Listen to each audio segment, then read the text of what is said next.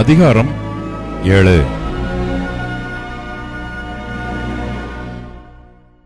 நீ சுதந்தரிக்கப் போகிற தேசத்தில் உன் தேவனாகிய கர்த்தர் உன்னை பிரவேசிக்க பண்ணி உன்னை பார்க்கிலும் ஜனம் பெருத்த ஜாதிகளாகிய ஏத்தியர், கிர்காசியர், எமோரியர், கானானியர், பெரிசியர், ஏவியர், எபூசியர் என்னும் 7 பலத்த ஜாதிகளை உனக்கு முன்பாக துரத்தி உன் தேவனாகிய கர்த்தர் அவர்களை உன்னிடத்தில் ஒப்புக் கொடுக்கும்போது அவர்களை முறியடித்து அவர்களை சங்காரம் பண்ணக்கடவாய்.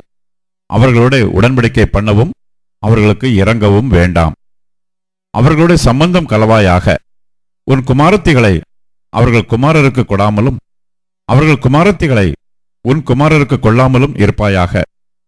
என்னை பின்பற்றாமல் அந்நிய தேவர்களை சேவிக்கும்படி அவர்கள் உன் குமாரரை விலகப் பண்ணுவார்கள். அப்பொழுது கர்த்தருடைய கோபம் உங்கள் மேல் மூண்டு உங்களை சீக்கிரத்தில் அழிக்கும். நீங்கள் அவர்களுக்கு செய்ய வேண்டியது என்னவென்றால், அவர்கள் பலிபீடங்களை இடித்து அவர்கள் சிலைகளை தகர்த்து அவர்கள் தோப்புகளை வெட்டி அவர்கள் விக்கிரகங்களை அக்கினியிலே எரித்து போட வேண்டும். நீ உன் தேவனாகிய கர்த்தருக்கு பரிசுத்த ஜனம்.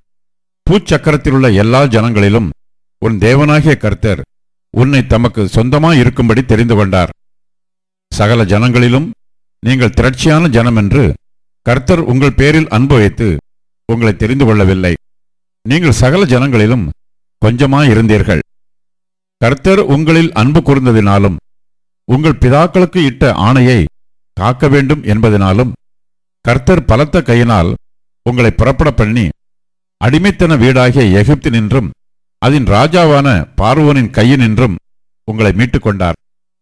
ஆகையால் உன் தேவனாகிய கர்த்தரே தேவன் என்றும் தம்மில் அன்பு கூர்ந்து தமது கற்பனைகளை கைக்கொள்ளுகிறவர்களுக்கு அவர் 1000 தலைமுறை மட்டும் உடன்படிக்கையையும் தயவையும் காக்கிற உண்மையுள்ள தேவன் என்றும் தம்மை பகைக்கிறவர்களுக்கு பிரத்யட்சமாய் பதிலளித்து அவர்களை அழிப்பார் என்றும் தம்மை பகைக்கிறவனுக்கு அவர் தாமதியாமல் பிரத்யட்சமாய் பதிலளிப்பார் என்றும் நீ அறியக்கடவாய்.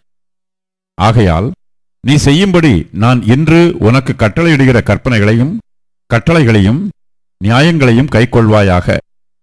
இந்த நியாயங்களை நீங்கள் கேட்டு கைக்கொண்டு அவைகளின்படி செய்வீர்களானால் அப்பொழுது உன் தேவனாகிய கர்த்தர் உன் பிதாக்களுக்கு ஆணையிட்டு கொடுத்த உடன்படிக்கையையும் கிருபையையும் உனக்காக காத்து உன்மேல் அன்பு வைத்து உன்னை ஆசீர்வதித்து உனக்கு கொடுப்பேன் என்று உன் பிதாக்களுக்கு ஆணையிட்டு கொடுத்த தேசத்தில் உன்னை பெருகப் பண்ணி உன் கற்பக்கனியையும் உன் நிலத்தின் கனிகளாகிய உன் தானியத்தையும் உன் திராட்சை ரசத்தையும் உன் எண்ணெயையும் உன் மாடுகளின் பலனையும் உன் ஆட்டு மந்தைகளையும் ஆசீர்வதிப்பார்.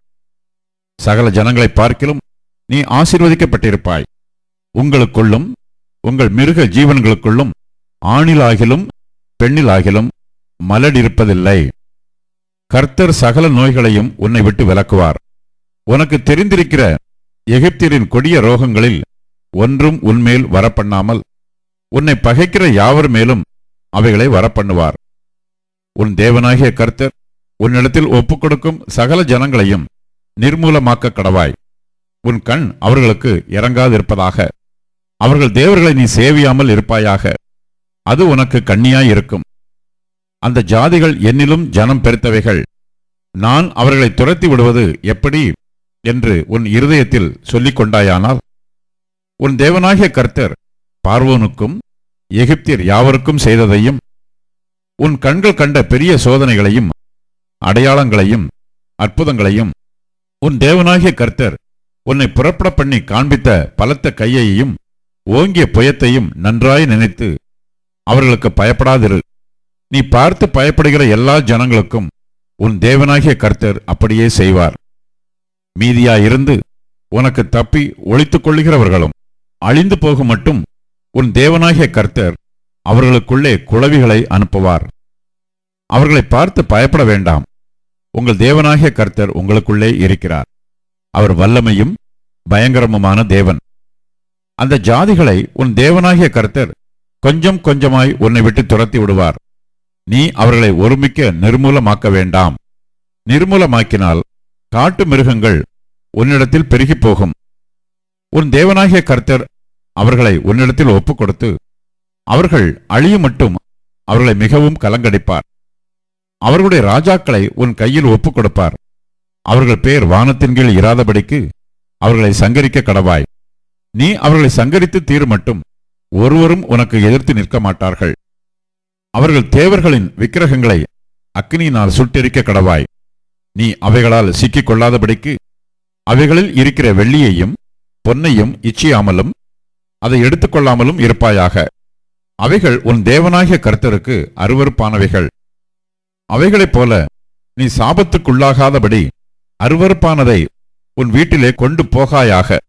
அதை சீ என்று வெறுத்து முற்றிலும் அருவருக்க கடவாய். அது சாபத்திற்குள்ளானது.